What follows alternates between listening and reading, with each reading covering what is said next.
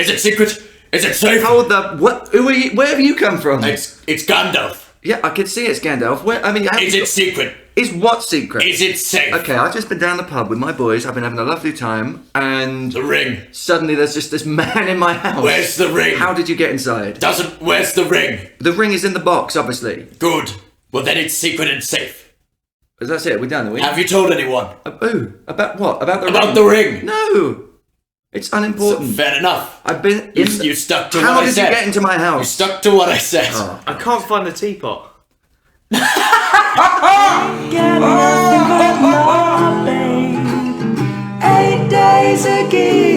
Hello and welcome everyone to the very first episode of 8 Days a Geek. I am Benjamin Pryer, joined with Christopher Weeks. and AJ Jenks. we are so excited to be here to talk about the theme of our first episode, which will be the Fellowship of the Ring.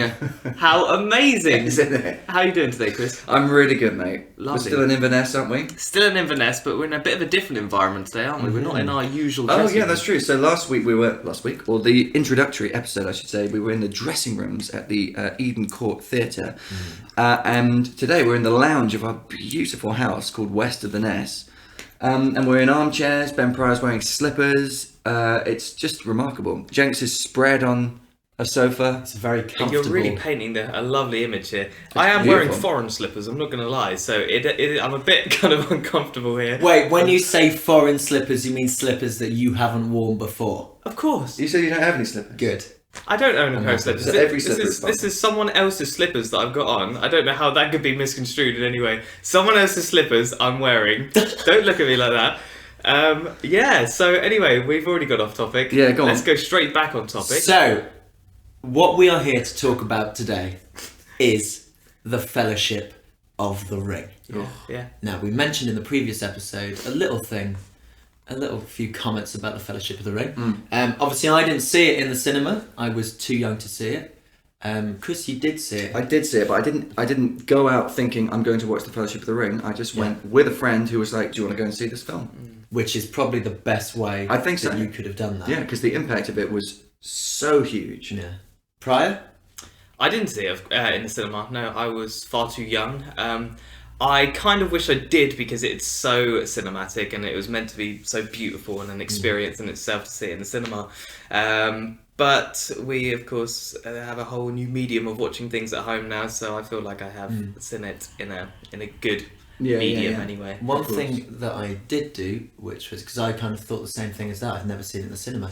I went to Leicester Square Theatre and they did a full running of Fellowship, Two Towers, Oh wow. and Return of the King, all extended, Oh, wow. obviously, Yeah. the only way to do things. Absolutely. So I managed to see the Fellowship, and you see that kind of energy and the start of the adventure Yeah. in that film. So I think the main thing we need to start talking about probably first is, what grabbed us into this film. It's the first film of a franchise. None of us had read the books before. No. So what was it that grabbed you? This is already quite interesting because from three perspectives, where none of us started with the books, where a lot of unusual. people would have started with the books. So for me, being a young little whippersnapper, I'd say it was, of course, the large, huge scaled battles, the fight scenes, the characters that seemed so relatable, but for no apparent reason. I didn't know why I related to them. But I did, there's dwarves and elves and all these things that you don't think of in your everyday life, but they felt close somehow. I don't know why.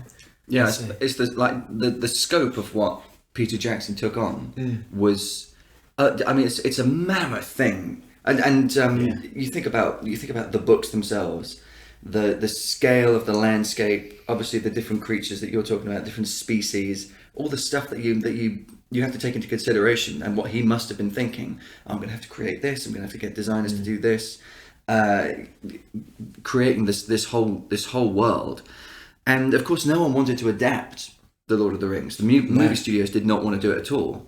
And didn't he have conversations with them where they said, we want you to do it as one, and then he Then it was prepared two. it to do it as two, and then when he went to New Line, Yeah. they said, oh, well, it's got to be done as three. Yeah. So all of a sudden he was going back to how it should have been done, and thank God that they did that. Yeah, I mean, New Line really did save.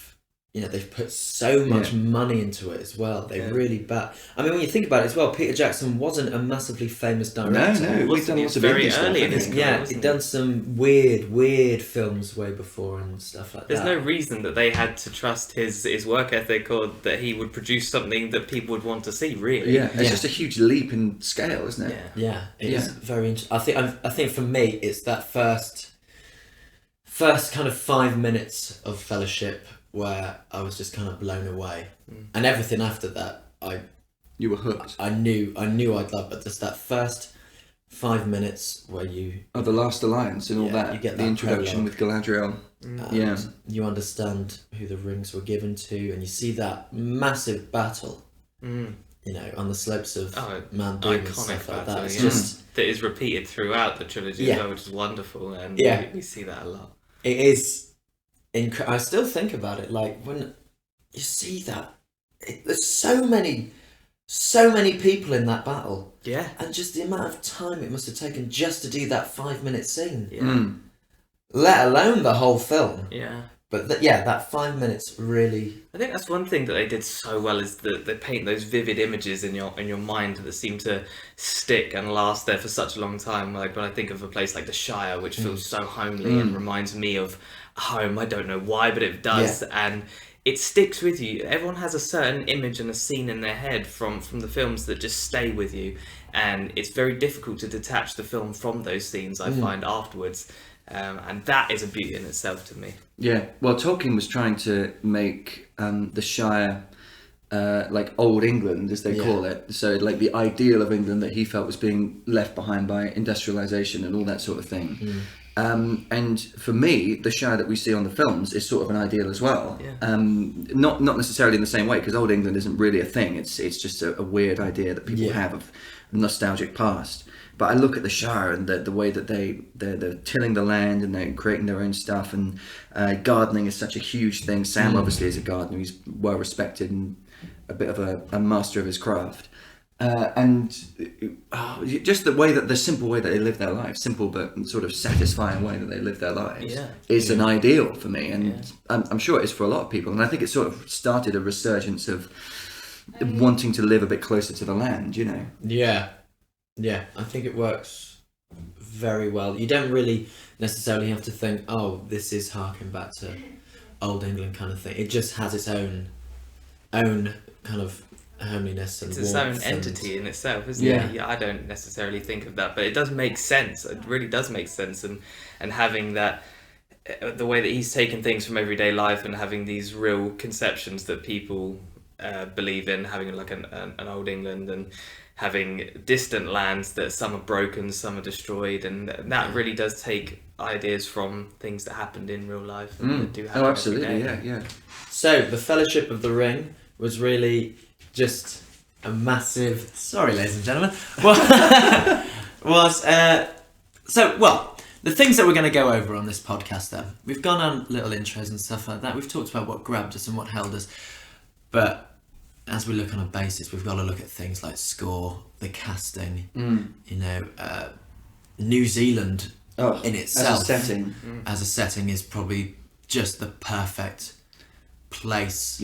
Really. I imagine we've all seen the appendices and stuff like that, how it was filmed, how it was done, the type of cameras that they used and things. But I want to know your thoughts on the casting.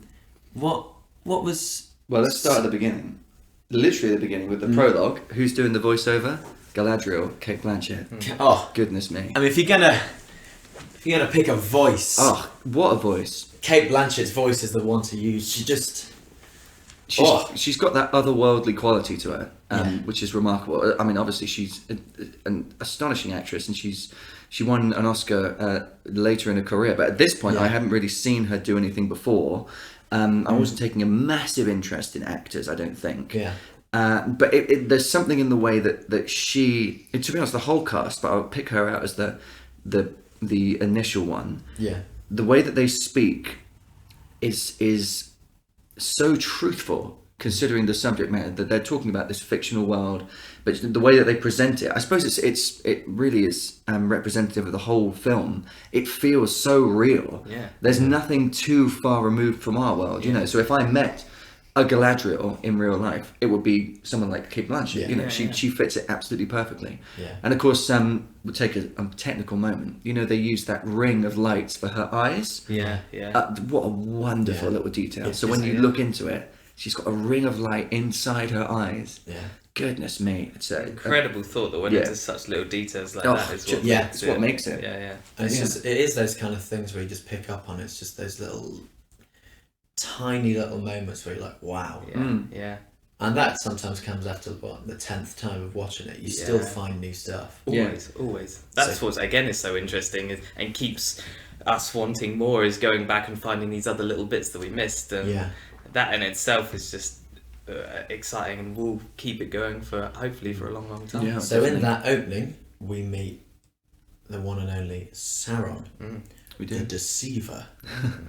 He is shown obviously in his physical form in the prologue, and we see how he died. And so how do you think Sauron was put on the screen there? Sauron's a tricky one, isn't he? Because he is so absent for so much of the film, and obviously he doesn't really speak.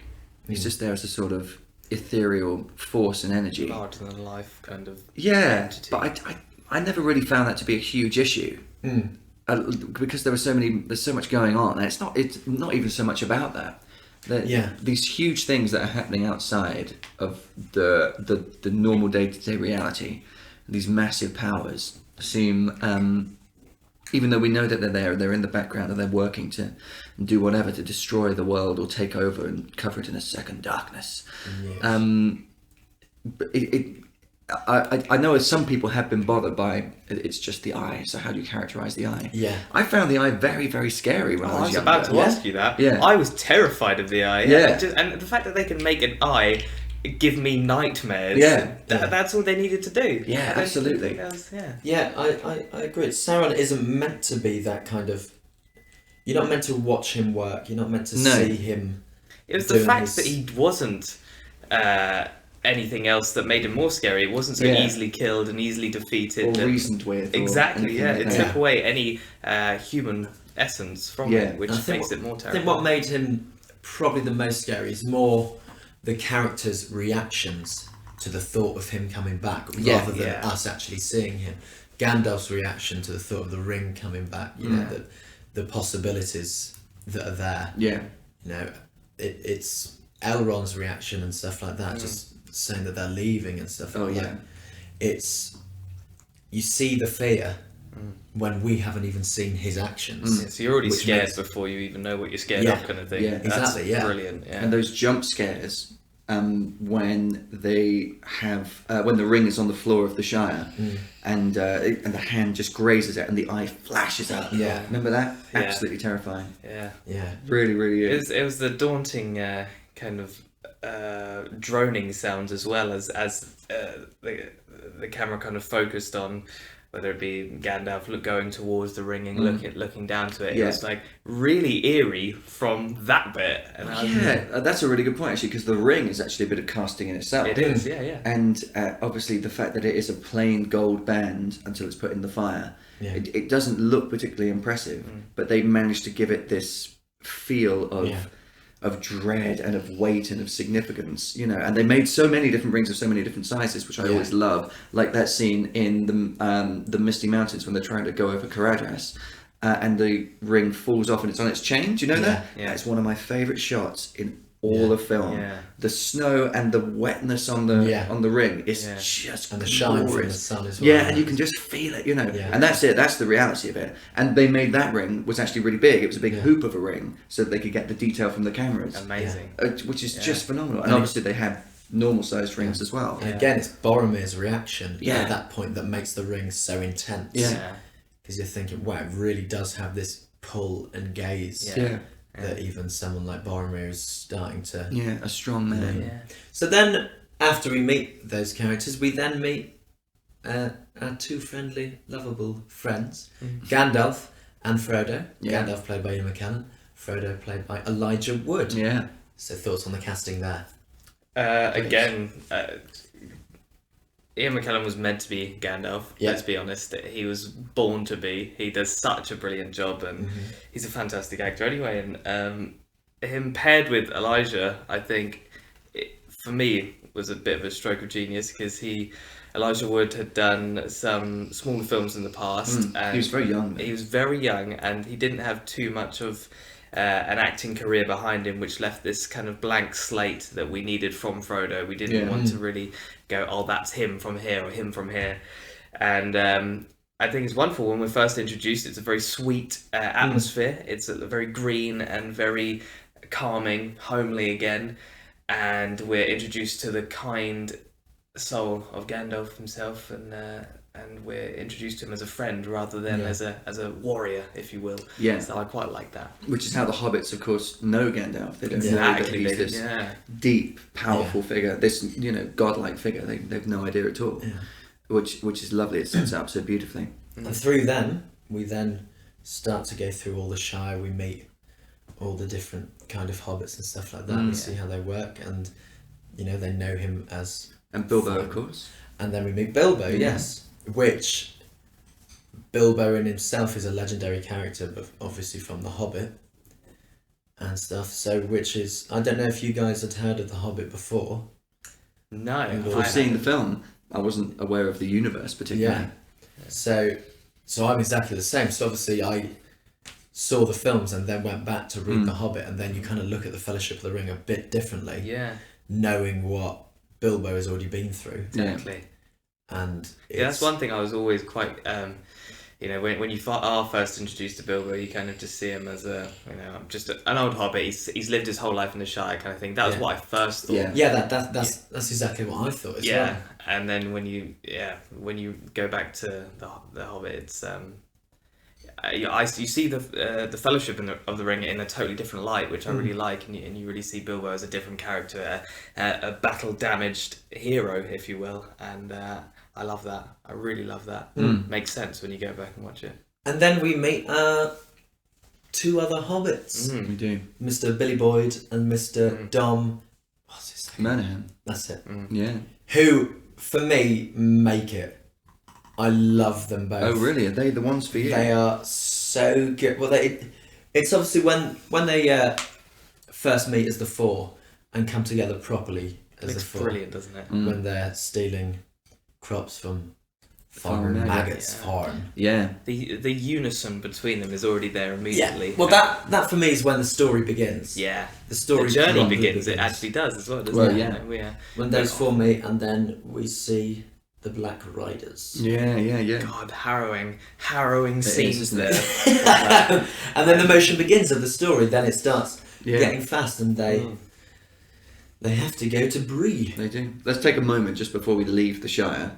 Talk about Ian Holm for a minute, who plays Bilbo, of course. Yes. Who also played Frodo in the BBC radio drama adaptation. Yes. I don't know if you boys have listened to that. I have. It's phenomenal. Yeah, it's really good. I actually was lucky enough to work with the director, who's someone called Jane Morgan, because obviously we're all actors as well, so I've worked with her before, and she told wonderful stories. And Bill Nighy played Sam. Yeah. But it's just really interesting and really unusual.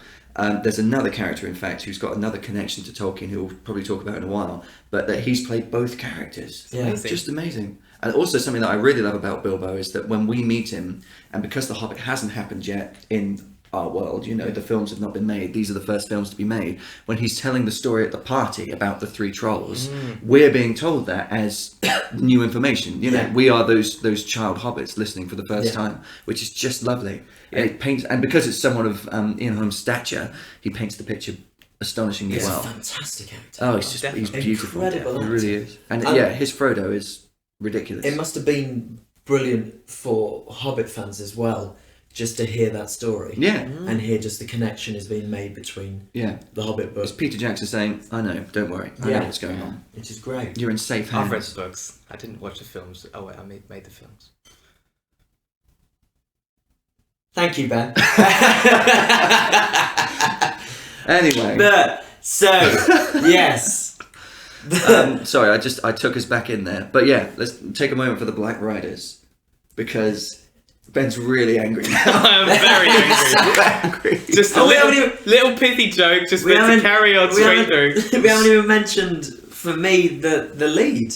No, we haven't. No. The lead character, Sam. Yeah. Oh yeah. We haven't even mentioned Sam. Yeah. Now you're reading Sean Astin's book at the moment. Yes, I am reading Sean Astin's book, but he hasn't mentioned much about Lord of the Rings yet. Look, you got to put the time in. Just You'll get there. waiting for good old Sean Astin. There's amazing stories about Sean Astin in the appendices as well, where they just rip the out of him. Oh, you may have to beep that one out. Great. Yeah. But they just take the mick out of him because apparently he was a very, very interesting man to work with. Like, they loved him, but would always take responsibility of everything. Yeah, he was the warrior. Yeah. Wow. But every sort of group needs that, you know. Yeah. I'm But I suppose that kind of works with his character of Sam. Yeah, he became That's- Sam, especially for Elijah Wood. Yeah. They sort of developed that Did you Frodo see and that Sam. Elijah Wood apparently left his keys in the car Oh yeah. one night, and Sam went, look, well, not Sam, Sean said, look, I'll sort it, you go out, I'll sort it, and he got a locksmith, got into the car, got his keys, Amazing. and then gave them to Elijah Wood. Yeah, there you go. That's a beautiful I story. think that was either his car or where he was staying. Yeah, no, I can't do remember that story, but of equal sort of import. You Yeah. know. But yeah, I mean, Sean Astin, he must have been so delighted to come on board, and it's, you know, he was already a famous actor. Yeah. As a child actor, exactly. Yeah, which was huge.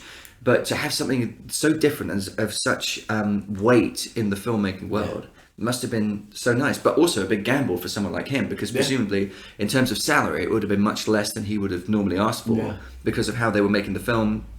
Obviously it cost a huge amount of money, so they couldn't put up the money that these actors would normally expect to sort of command. But I mean, Sam really is the hero of the piece. Yeah. And it's really well reflected. You haven't got there in that book yet. I've lent AJ the book, so I've read the book. He goes through some, without spoilers for you, Sean Astin goes through turmoil with the part because he adores Sam so much, and he knows that Sam's the hero of the piece. And throughout this film and a fair old way into the Two Towers, he doesn't really get his moment of showing that heroism. But then when he does get it in that speech, which I'm sure we all remember, in Osgiliath, Sean Astin is just beside himself. And in fairness, it's a glorious bit of writing. Oh, yeah. And I mean, it's a complete invention, of course, of Peter Jackson, because they never even went to Osgiliath in the books. Yeah. But it's a moment that Sam absolutely deserves, and that Sean Astin had been championing and going after. So it's lovely to have someone taking care of the character in that way and doing his bit to try and get the character his dues, you know. Yeah. And also, I mean, you've mentioned this before, the accent work. Well, yeah, that's what blows me away. Is he Canadian or is he American? I think he's American. Yeah, an American actor just taking on a West Country accent. Oh, it's so specific. Unbelievable. That's some crazy accent skills. Yeah. And the fact that he does it in such a good way, not one word is dropped. No. I never suspected for a minute that he wouldn't have been native, because of all the little subtle hints of the dialect that we're so used to hearing is just amazing. Him and Elijah Wood on screen as well just work perfectly. And I'm sure that their relationship off camera really helped with that. Yeah. And that it reflected the characters. Yeah. So then we have all of them together. Yeah. And they are heading to the village of Bree. Yeah. To go and meet Gandalf, because Frodo now has the ring. Yeah. And they're going on their journey, but also the 9 have been sent. Yeah. They have these terrifying I adore the way that they were done. Oh, when they're hiding under the tree. The tree roots. Oh, God. Goodness me. And all those the insects that are disgusting on them. Yeah. Do you remember how just a small detail like that made it seem so much worse? I still find that scene just it's disgusting, isn't it? It makes your skin crawl. Yeah. Which is just amazing. Yeah.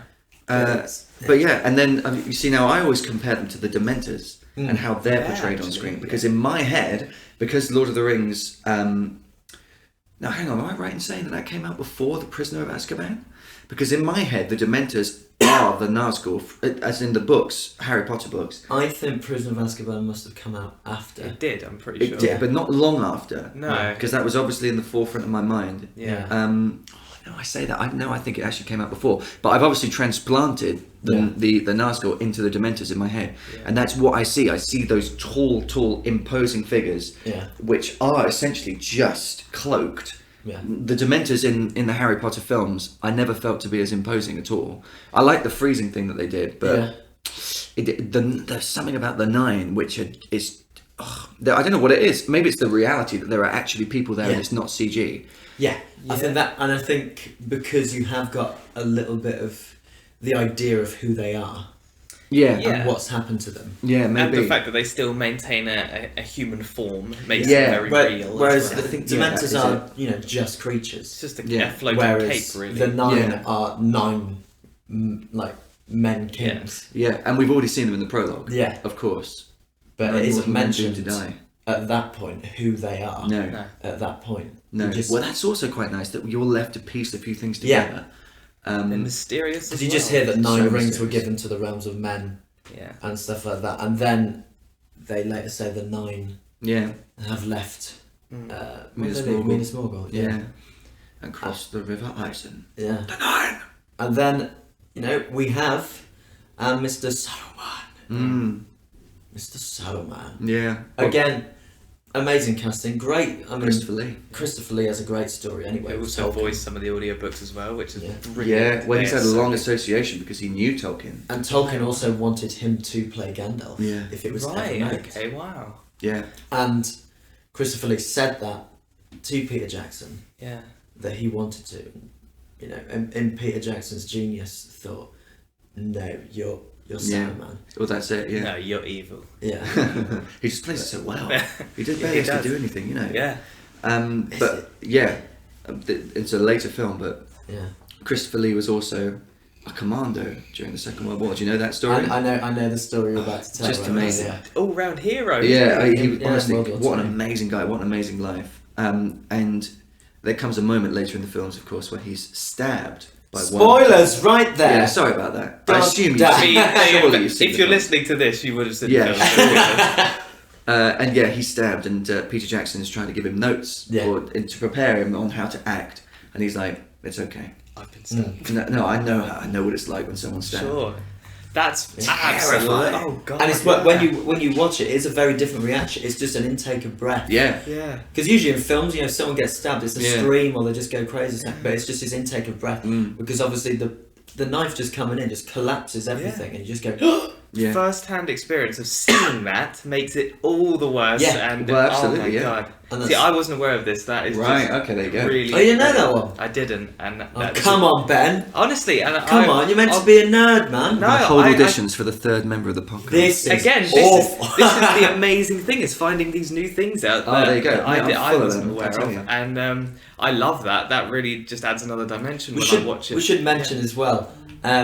So, Chris, you're very much a third age man of Lord of the Rings, whereas I'm a first and second age man. I know my first and second age. Ben's baffled by what we're saying. So, do you know what we're talking about? I thought you were trying to say that Chris is old. No, right? No, what we're trying. That's what I was thinking. No, Ben. Nice. Audition to be next Friday. What we're trying to say. So, Chris knows a lot about the third age. Right. Okay. Of the history of Middle Earth. Okay. Yeah. Whereas I very much know more about the first and second age. Yeah. Okay. All right. So Lord of the Rings is set in the third age. Yeah. And then it becomes the fourth age when Aragorn becomes the king. Yeah. Yeah. And so the period before that, the Last Alliance and all that. Great. I've just never read. I've read the books, but a long time ago, as in the Silmarillion and the Unfinished Tales and all that. Yeah. Whereas I'm a big Silmarillion. You love it, don't you? You're a big huge fan. Which is very interesting. And of course, now is the moment to mention the Amazon Prime TV series, which is coming. Which we suspect is, I'm not sure if it's confirmed or not. I think it is confirmed actually. It's going to be in the second age. Yeah. Which is very interesting. Yeah, they've started production. Yeah. Casting's come out as well, hasn't it? But I haven't. Casting has come out. Yeah, no names again. Yeah. Really, that I saw, which is exciting. There weren't really any names in Lord of the Rings. There were sort of minor names. Boys, can I also take a moment to talk about the omissions from the film, because we've already had a couple even by this point. So Farmer Maggot, we see his scythe, and we never see him. Whereas in the books, he's actually quite a big player. Mm-hmm. He rescues them from the Nine. and in fact he stares down a Nazgul at his farm gate and Yeah. threatens to set the dogs on him. Ruthless. A bold move. But yeah, and he lives just off the Brandywine, near or close enough to the Old Forest. The Old Forest is obviously completely omitted as well. Tom Bombadil is completely omitted from the films. Yeah. Yeah. What do we think about those omissions? Well, there's a whole book on Bombadil, isn't there? Yeah, There's, well, Bombadil existed before the Lord of the Rings. Yeah, Because yeah. it was a character. They had a doll in the Tolkien house, which they called Tom Bombadil, and Tolkien wrote his children's stories about the doll, which is adorable. I don't know if you ever played Lord of the Rings online, did you? Oh, yes. Right, okay, I played that a lot. MMORPG, in case anyone doesn't know. I didn't know you played that. Oh, That's a lot. great. I've got Mate. 2 max characters on Yeah, there. so do I. We're gonna play. We're We've gonna definitely play. got to do that. Great. Okay. Well, Oh, anyway, wow. this is there's a massive story with Tom Bombadil in there where you actually follow his quest line, and he lives in the kind of Amazing. swampy area that's around the outskirts of the Shire, and Forest. you follow his storyline. So The Old Forest, Ben. yeah, but it's I'm kind of painting a picture. Auditions for anyone. Friday at 5 o'clock. Anyone's very welcome. Right, to. Thank okay. you. Anyway, that for me was such an interesting story, and Sorry, Ben. that's all right. That for me was such an interesting story, and I think he would have fit so nicely into the film, and played such a big part. But then you can't have everything in there, can you? It's tricky. It's such a Go on, AJ. I don't know. I probably like the way Jackson did it. Yeah. I think because if you put a little bit of Tom Bombadil in, you would have had to go full hog. And Full just put- Bombadil. And go Full full Bombadil. Yeah. Which, That's so difficult. He's such a difficult character to place in the story, especially when you're trying to make the story move, because he is literally a moment of pause in the it books. is complete pause. Yeah. Like nothing, they're completely safe. Nothing can touch them. The ring doesn't have any power over him. There's no threat. It's just this fascinating character. But I am absolutely fascinated by Bombadil. I have read so much about him and all the theories that surround him. But to be honest, as brutal as it is, I completely understand him not being there. I think they did it right. And Farmer Maggot as well. Farmer Maggot and Bombadil are actually quite related because they talk to each other, and they that's how Bombadil gets news of the outside world, and vice versa. Because he goes over to the other side, to the Barrow Downs and all that. Yeah. Also, no Barrow Downs, no Barrow Well, Whites. that's all taken. But that would have been another hour and a half. Well, that's it. Yeah, the indulgent part of me is like, I would love to see it all. Yeah. But the realistic part, I mean, even if the indulgent part of me really wants to see that, they made a very sensible choice. Yeah. In a film that was already 3 hours, pushing 3 hours. I mean, It's very crazy. difficult. I'm not sure what Tolkien would have said about it. Because Tolkien. I mean, that's an interest. I mean, we're never going to know, really. No. Never going to know. But this then takes us on to the village of Bree. Yes, we're there. Where we meet the one and only Strider, Yeah. Yeah. played by Vigo. Oh. Now that again is another one of those scenes that is stuck in my mind. Sitting in the corner of that very busy pub with the hood up and smoking the pipe. That And image. again, you just see the light of the eyes, reflecting off the eyes. They do that quite a lot, actually. Beautiful. It adds mystery to a character that we're already quite intimidated of. Anyway, as soon as you see him, you're kind of like, that's not good. Oh, sorry. Well, that's not good We'll news. have to beat that one out. Thank Well, you. obviously, Butterbur is intimidated by him. Yeah. Yeah. And he's one of them rangers, he said. And he says that as a warning, as in like, oh, these are wild men. And they are wild men, but little do they know that they're actually protecting the boundaries of the Shire. They don't know that at this point. Yeah, absolutely. But he plays that character to such perfection. It's absolute great casting. Yeah. But it's interesting, the story of actually... Absolutely. I wanted to talk about this. Go on. Vigo's story, they cast someone completely different. Yeah, who was Stuart much- Townsend, he was called. Yeah, and he was much younger. And then they started getting into production, and Peter Jackson realised it's just not going to work. I think they got 2 weeks into filming with Stuart Townsend. I think it's something like, it's a long time. There's a lot of filming done. It's a lot of filming to make the decision that he's too young. And then Peter phones Vigo. Who I believe didn't want to do it. He didn't know the book. He didn't know anything about it. Right. But he got off the phone call, and his son asked, "Oh, what was that about?" And he said, "Oh, that's Peter Jackson offer me Aragorn and Lord of the Rings." And the son apparently went crazy and said, "You have to do this. Yeah. You have to do it." Wow. Which then he said, "Yeah, all right, I'll do the part then." Wow. And that's Isn't that how amazing? Yeah. that's how it happened. Interesting as well that his son had read the books. Yeah. So that's a different culture to us. That's very weird. Yeah. And I'm from my parents are both teachers. We're quite a literary family, but it just never occurred to me that I would have even read the books. But his son did. Yeah. And Vigo then takes them to Weathertop. Yes. Yeah. So we started our journey, we're now at Weathertop. I like how you're just calling him Vigo as well. Oh, I'll call him Vigo. Why not? He's a mate. He's got a lot of names in fairness, so Vigo. you can have one more.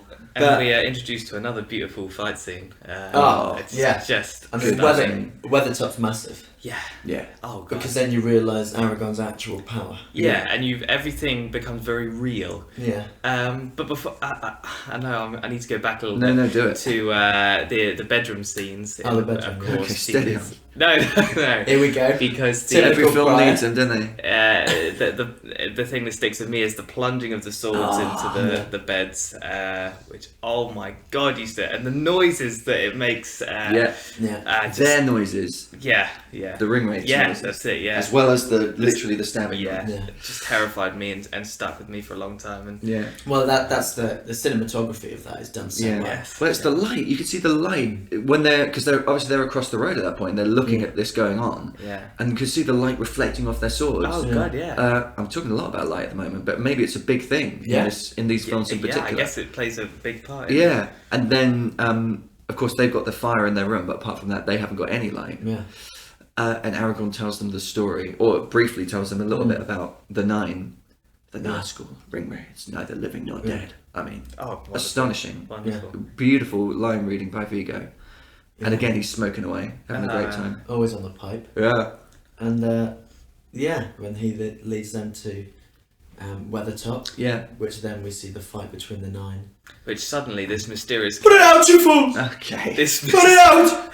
So Nice crispy bacon. this, Love that. this mysterious character becomes somewhat inspirational in a matter of. Oh, he does, Ben. Seconds. Oh, he does. Oh, you're not wrong. I'm completely with you. I don't know what he's on about, if I'm honest. Sorry, ladies and gentlemen, listening to this. And yeah, he does, though. I remember thinking, being quite scared of him, rushing them out of the inn. Yeah. Sam's suspicious of him as well. He's very suspicious. Yeah, I do Yeah. like that Sam is still very... He's still keeping a watchful eye. distance, He A is. watchful eye, yeah. Yeah. But then we see Frodo get stabbed We do. Oh, yeah. by... Let me throw in one quick quote, which I've just been trying to remember, which is what Frodo says about Aragorn. I don't think it's in the films, actually. It's in the books. He says that he believes a servant of the enemy would look fairer but feel fouler. Yeah, I Meaning like that Aragorn that. looks bloody awful, but he actually feels all right, Yeah. which I just adore. Also, I love the food. It's constant food. Yeah. So the sausages, tomatoes, and nice crispy Yeah. bacon is one. Aragorn throws an apple and it hits Pippin Yeah. when he's talking about. Brilliant. We've had one, yes. Second breakfast. It's great. I love this luncheon. What? It's just brilliant. That's another thing of giving the watch a kind of. What are you saying there, Ben? Everything all right? I'm having a stroke. Oh, of painting, right. painting an amazing picture of how these hobbits would have lived. Yeah. Having so Yeah. much food, constantly eating. And Well, I we've seen love the that. party scene where they're just Yeah. there's so much it's food there. Divorce, Yeah. isn't it? Yeah. Just. And also that they're taken out of their world. All of a sudden, they're in the wild. They've never lived like that. Yeah. But They they're live this still lovely- talking about having Yeah. this food. It's But great. the kind of fun thing about that is that Merry and Pippin still don't realise how deep they're getting into this Yeah, adventure. Whereas absolutely. Frodo and Sam are on a very different level. Yeah.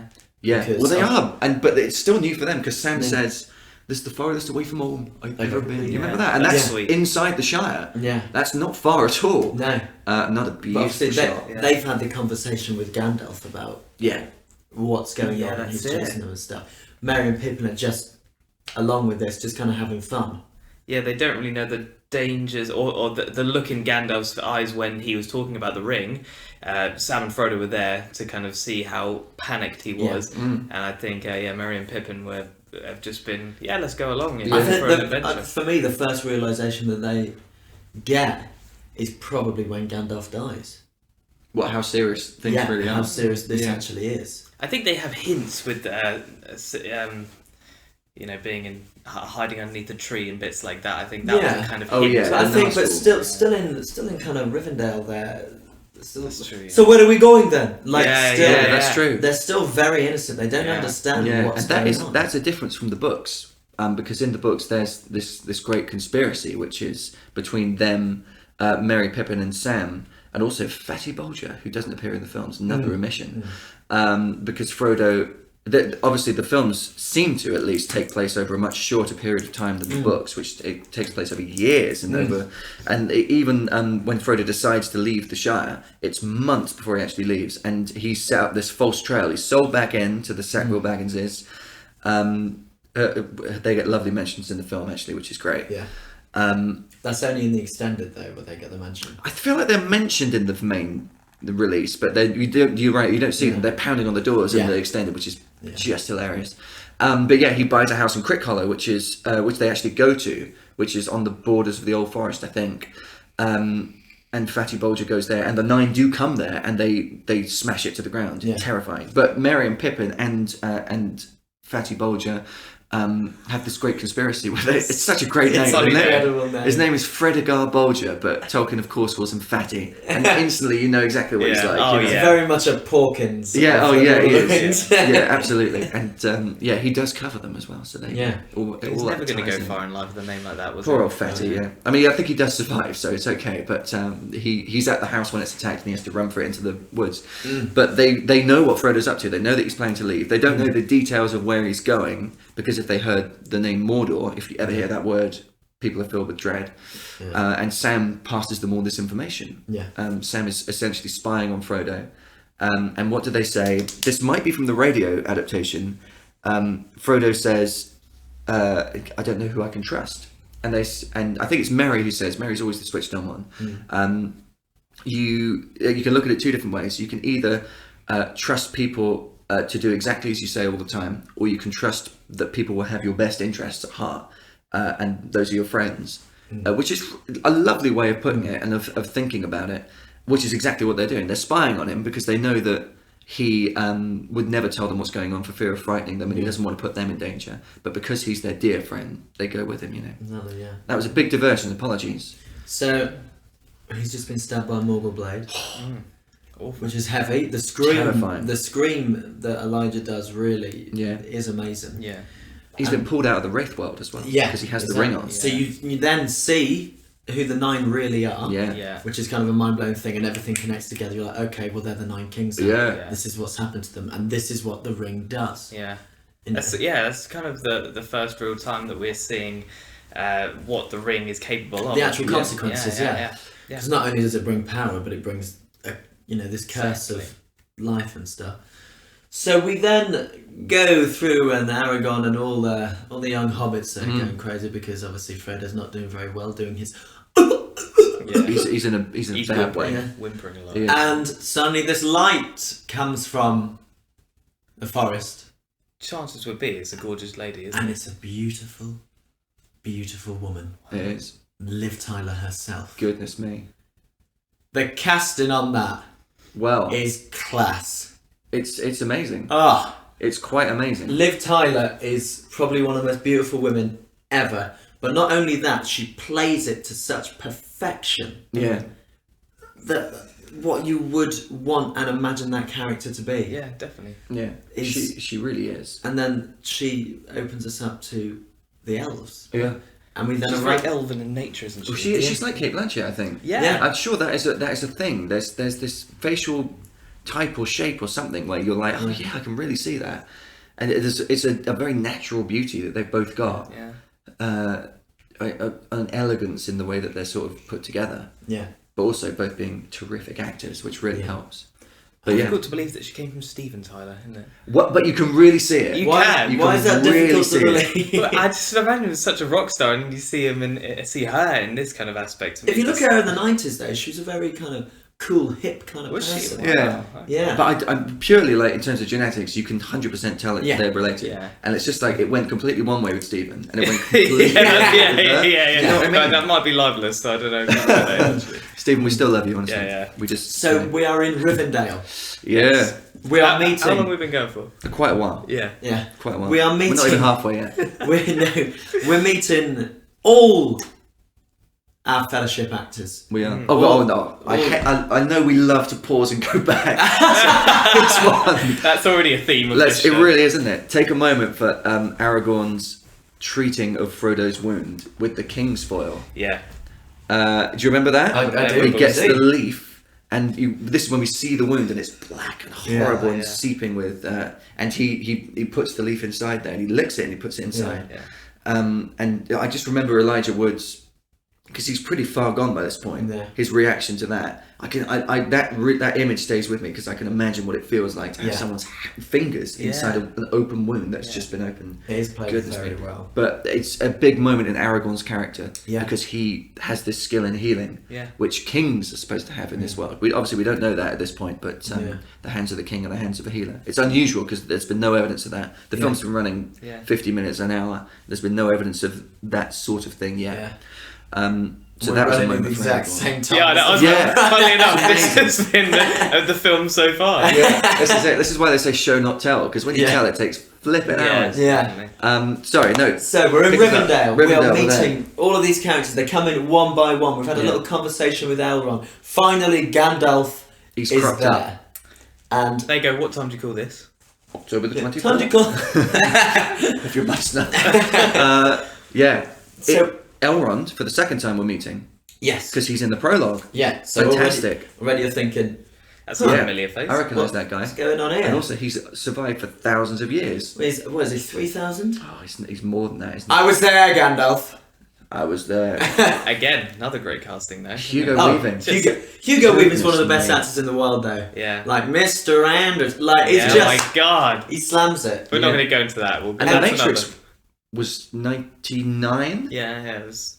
So It's all round about the same time. But he did The Matrix first, so he was probably a bit of a name for them to get for Lord of the Rings. And they probably also thought, as in the wider world, as in the guy who plays Agent Smith. What? Or something. Yeah. Amazing. Yeah. But, goodness me. Yeah. We're not going to go into that because... No, we can't. We just can't. But he's all eyebrows. It's wonderful. All eyebrows, yeah. Oh, very God. eyebrow. We meet Elrond, we meet Gandalf, we meet Boromir, we meet Gimli, we meet Legolas. Yeah. We meet, obviously, Aragorn's already there. Yeah. We see him dressed up now. We don't see him in his ranger gear. He's had a wash. He's had a wash. I've also got a wonderful story to tell you that is Please. This is coming out of the world a little bit, going into real life. A friend of mine that back in the day when I used to play the old Xbox, I had a friend on there and met him quite a few times. He was an awesome guy. Anyway, so he lived in a place called Elmwood. Okay, a road called Elmwood, which is near Oxford. He lived in a place called, I'm not going to name any names, but and anyway, so it's a beautiful road. And one day he gets a knock on his door. It's the actor that plays Gimli. John RhysDavies. Yeah. What? Yeah. He has broken down in his car. Okay. It sounds made up, I know, but it legit is not made up. And he came in and made him a cup of tea while he called the AA and had a chat and photos with him. And I've seen the photos and it's amazing. That is tremendous. Absolutely incredible story. He is a legend. Yes. He's had a bit of trouble recently in the press, but he is an absolute legend. He is was a in legend. Indiana Jones as well. Yeah. Oh, he was another big name, Yes. I suppose. The dog! Yeah. Named after the dog! Okay, right. That So makes we've me already think of seen Sean Connery as well. We've already seen a lot of big faces in this one scene, which is very. That's mental. Oh, Jesus! Oh. I have to... Who swore? That's him. What do you mean? There's only 3 of us here.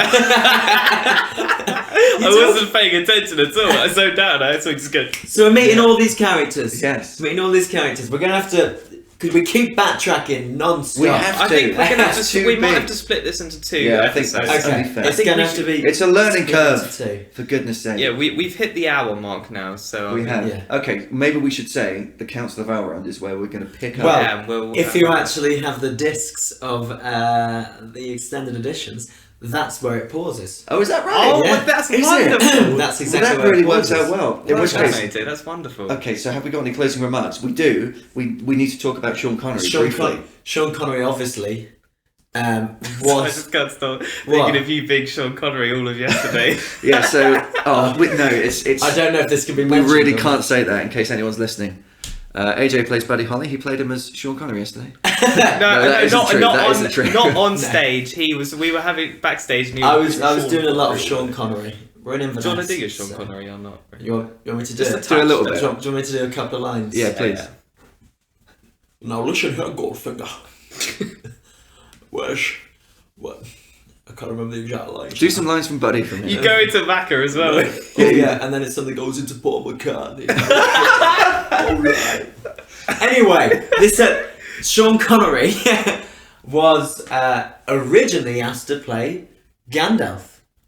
And Sean Connery said no. He did. And instead He said he took didn't on understand the books. the League of Extraordinary Gentlemen. Oh. Also great. And then immediately retired. Immediately retired. And yeah, I wonder why. Because he probably saw and went, oh, okay. Yeah. I made the wrong decision. Yeah. But do you know what he said about Ian McKellen? He didn't diss him, did he? He did diss him. Yeah. He did big disses. He said, I thought you wanted an actor, not a bag of tricks. Yeah. Unbelievable stuff from Connery. It's a bit cheeky. It really is. I mean, we're all Connery fans here. Yeah, we are. Of course, Connery. Also, I mean, yeah, part of his appeal is he's no nonsense. No, he isn't. But wow. Yeah. I mean, in fact, I think that was immediately after casting, so he probably saw it and then was like, oh, actually, yeah, he's pretty good. Yeah. But yeah, so we're at the Council of Elrond. We're meeting all these characters. We are understanding now what the journey needs to be. And what's at stake as well. Yeah. So. Also, what's at stake in this podcast? It might devour our lives if we keep on going at this rate. Yes, it's going to be big. It's going to be tricky. May have to So do. what an exciting first episode, though. Oh, I mean, God. my goodness. Honestly, I'm feeling pretty good at this We've point. covered so much, and it's been There's so much more to cover. Yeah, I think people would have actually learnt a lot. If not, then been reminded of a lot of things. You've learned a lot, haven't you? I've learnt an absolute ton, so I'm very thankful. But I think we should wrap it up. And Yeah. we I think it is let's. time to wrap it up. But just before we go, Yeah. I'd like to give just a couple of shout-outs just to Wonderful. Go people on. that have really helped us lately. Obviously, this is completely new. This is our first official episode. Of course. And we've, really been selling ourselves on Instagram and stuff. But a lot of people have been helping us. So, obviously, _Middle-earth_. Thank you very much for giving us Thank you. a shout out. That's very kind of you. Tolkien lovers, thank you very much. Big shout out to everything in Middle Earth. You've been very helpful. Very, very helpful, giving us a shout out and stuff like that. There's quite a few people that have really helped us. Obviously, this won't just be Tolkien based No. podcast. This will cover Star Wars, and we'll go through a lot. Yeah. And but yeah, this is the first half of the Fellowship of the Ring. Yeah. Just so people know, 8 Days a Geek is called that because we're massive Beatles fans as well, but we're also massive geeks. Hence our intro. How awfully fitting. Isn't Thank it? you so much for joining us. It's been a great journey, pleasure. hasn't it? An Great absolute pleasure. journey. I'm AJ Jenks, and I'd like to say thank you very much. He's done that on purpose. He has, hasn't he? He's awful. I want to remind you, as Chris Weeks, to, if you're not already, subscribe to our podcast on Google Podcast, Spotify, or whichever is your favourite podcast provider. YouTube Do as subscribe well. to get our latest episodes straight into your inbox. And I'll leave you, as Ben Pryor, with a wonderful thank you very much, and tell your friends about 8 Days a Geek. Are we done? Or? Yeah. You sound a bit What? stupid. No, I don't. You do. That rolled off the tongue perfectly. I was following up from his kind of Shut up, Ben! structure that he set up, and he was going, and a lovely day. I was like, Hey. 8 Days a Geek.